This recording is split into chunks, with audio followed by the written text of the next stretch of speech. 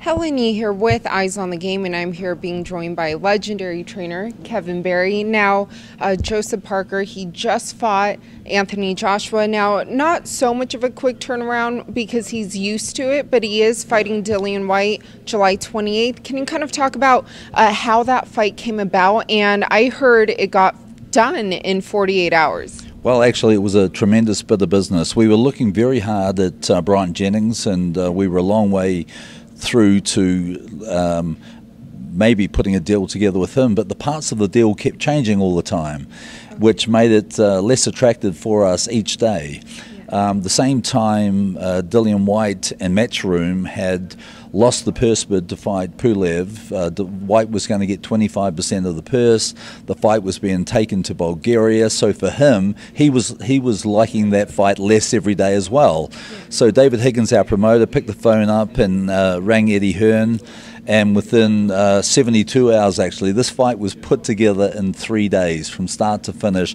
And considering, you know, when we did the business with Anthony Joshua, that fight took 3 months to put together. But I think what it was a result of the tremendous relationship that we have with Eddie Hearn and Matchroom, with Adam Smith from Sky and the whole team at Sky, and the terrific support we have from the media in the UK. That we worked very, very hard on this prior to the Joshua fight, and because of that, you know, we had the backing of Sky to make this a pay-per-view event. We had the support and the trust of Eddie Hearn and his company, knowing what we're like, what Joseph Parker was like, myself and David Higgins, how we deliver. And there was a lot of confidence, and we were able to put this fight together in 3 days. And, like, you know, this is a tremendous fight for us, and it's a tremendous fight for the boxing fans. And I look at this fight, and Joe and I have discussed it, and this is our redemption. This is redemption in one fight. Yeah, and funny you say the word redemption, because I wanted to talk to you about that. Obviously, Joe is coming off his very first loss, even though, you know, unanimous decision. And I do want to kind of talk to you about the referee and everything regarding that fight. But do you think that fighting someone like Dillian Whyte to get that redemption, do you think that's kind of like a dangerous opponent to try to get that win from? Look, 100%. Dillian Whyte is a very dangerous opponent. He's a guy who has a lot of respect in the boxing world. He's #1 with the WBC. He's #2 with the WBO. He's 4 with the IBF. You know, this guy has earned his stripes. He's a very powerful, a very aggressive guy. But when this opportunity presented itself, we immediately presented it to Joe.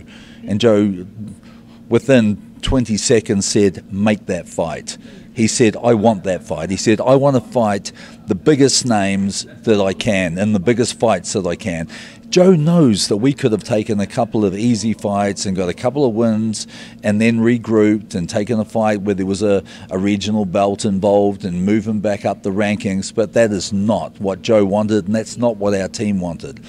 We looked at this fight and we thought, this is an opportunity for us to regain all the momentum that we lost by losing to Anthony Joshua. Eddie Hearn had already said that he was looking at Dillian Whyte as an opponent for Anthony Joshua. Okay, the fact that we have this opportunity to dethrone those thoughts and to take his place. Look, the winner of this fight will find himself in a tremendous position and will be on a short list to fight either Anthony Joshua or Deontay Wilder. Yes, and also, though, both fighters have fought Anthony Joshua, and obviously we saw Dillian Whyte, he got stopped by Joshua, whereas Joseph Parker, he went the distance. And some people may say, you know, the referee kind of played some controversy in there. First off, though, what were your thoughts as far as how the referee did? And do you think that if another referee was in there, that the outcome could have been different? Well, look, let's just take a step back for a start. The Joseph Parker-Anthony Joshua fight was one of the biggest fights in the world this year, in front of 80,000 people. The fight was sold to 140 countries. It is the first time in 8 years that two undefeated heavyweight champions have fought in a unification fight. Don't you think that the BBBOC would have made sure that a fight of this caliber had a referee to officiate, one of the top referees in the world. We've got Tony Weeks, we've got Kenny Bayless, guys who are great referees. They should have been given the job. The fact that they appointed that appalling referee from Italy, it cancelled out any opportunity that Joe had of ever being successful in that fight, and ruined it for the 80,000 people in attendance and everyone watching it around the world. Because a fight that on paper was going to be a great fight turned out to be a chess match, because every time Joseph closed the distance, he wasn't allowed to go to work. And there was no secret. We knew that our best chances in that fight were getting Anthony Joshua to engage. We believed in Joseph Parker's chin. We believed that Joseph's punches were faster than Joshua, so when two guys were engaging at the same time, we liked our odds, and we thought that was our best chance of being successful. But unfortunately, we were not allowed to do that in that fight. Now, did you guys have a say in the referee, or how does that process work? Well, we signed off, our team signed off on the referee and the judges. We were given neutral officials. Each of the judges were WBA, IBF and WBO affiliated. The referee, I was instructed, was an IBF, WBO and WBA referee. He was not. He was only affiliated with the WBA. The referee, in hindsight, looking back at that fight, played a bigger part than he should have been able to play in the fight. Yeah, and but speaking of kind of not only the fight, but like I mentioned, Dillian Whyte, Joseph Parker both fought Anthony Joshua, and Whyte got stopped. But ever since then, I mean, he's been on a win streak so far. So how do you think that he and Joseph match up stylistically? Look, I think this is a great matchup. And let's remember, when Dillian Whyte fought Anthony Joshua, they were both very new in their careers. It was back in 2015, and it was a fight that was put together mainly because of the bad blood between the two of them, and they both had good moments in the fight. And Joshua, his size was a little bit too much. Dillian Whyte since then has earned his stripes. He's had some tremendous wins, a lot of good knockouts. He had a great 12-round war against Derek Chisora, which really raised his stock in the boxing world. A good solid win against Helenis, and a devastating knockout in his last fight with Lucas Brown. So it's because of performances like that Adam Smith and Sky are prepared to make this a pay-per-view fight. And we've had some banter between Dillian Whyte over the last 18 months. They've gone backwards and forwards. We never thought that this opportunity would present itself straight after the Joshua fight. And hey, look, it's a big task for us. Would have I liked another 2 or 3 weeks in camp? Yes, I would have loved 2 or 3 more weeks in camp. But, we've got 7 weeks, so, we have to make every day a winner. Right at the moment, Joe is fighting through a serious amount of jet lag, which is more than what I would have liked for the first week. He flew 34 hours in 3 days from Auckland, New Zealand to London. He stayed in London for 1 day and then flew to Vegas. So he's having a lot of trouble sleeping at the moment. He's still trying to get his legs underneath him, but I know that the second week of this will be much nicer for him.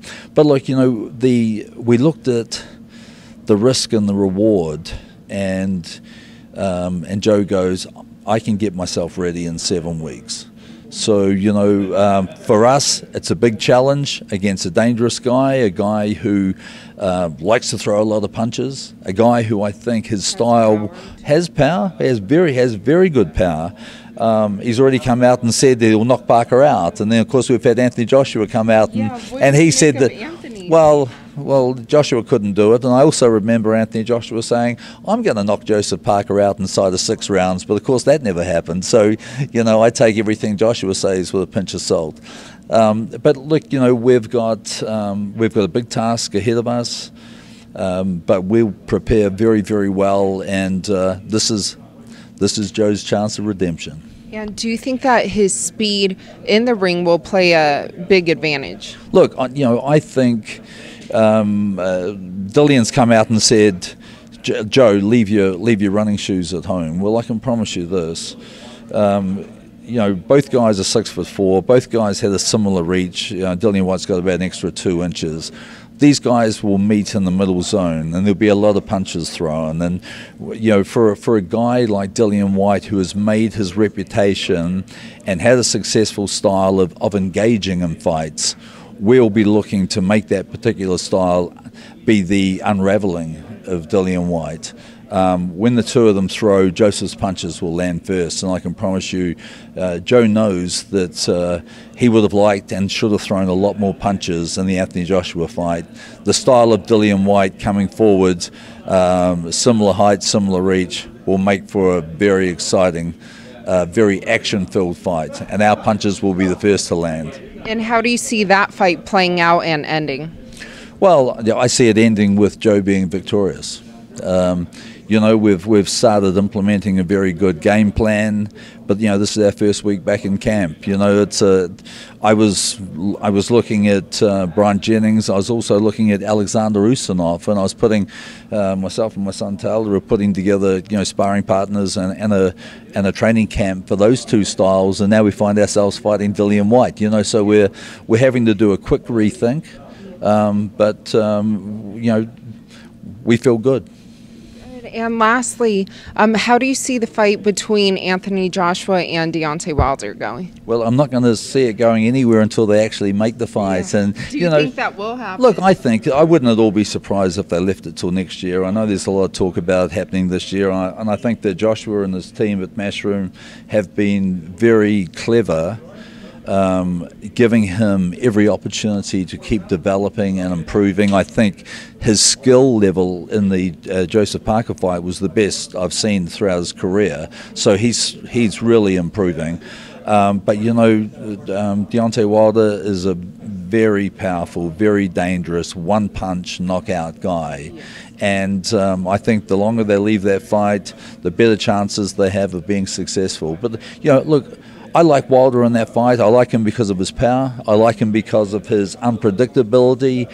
I like him because the angles, the unusual, uncommon angles that he throws those punches from are very hard to defend, and it's also very hard to train a fighter to defend punches from those angles, because I honestly believe that when Wilder lets them go, he doesn't even know where he's throwing them from.